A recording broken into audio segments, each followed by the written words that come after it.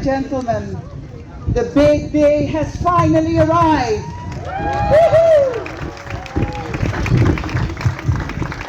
I would say that protocol is observed, so I will not go through the whole list. But let me tell you that dreams do come true. What started in a very humble office, in a little bit not so good stadium, which, thank you Minister, we started yesterday with the process of renovation. But we spent many years in that stadium in an office that actually became a little bit dangerous to the health of our workers. So we took them out and we went looking for a new office. We had a dream. We wanted to make sport important. We wanted to give sport the importance that we think it deserves. Not for us, but for the athletes. That's what we're doing it for. We went looking for many adequate buildings and we couldn't find them. First of all, because we wanted something very particular. And in the end, we found it on this very location. And you know what? We had doubters.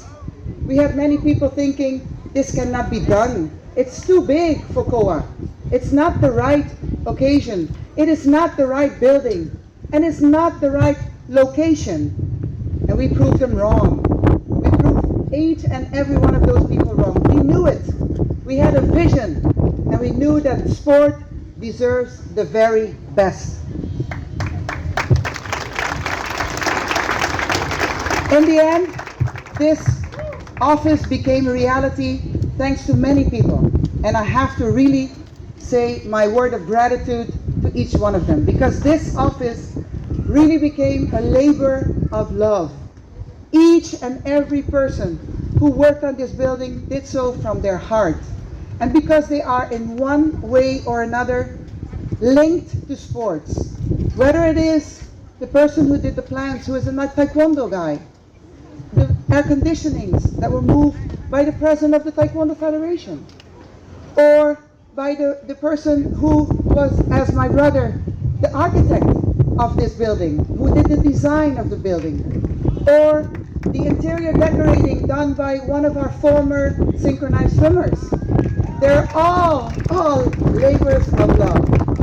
But this became possible, first of all, thanks to the help of the International Olympic Committee, of Pan Am Sports, of Fundación Lotto Pa Deporte, the government of Aruba. We thank you for that. But also thanks to the owner of this building, who really, really believed in us. Mr. Ricardo Weaver, who I had to drink a lot of coffee with him. A lot of coffee to get that price down. And I think we were successful.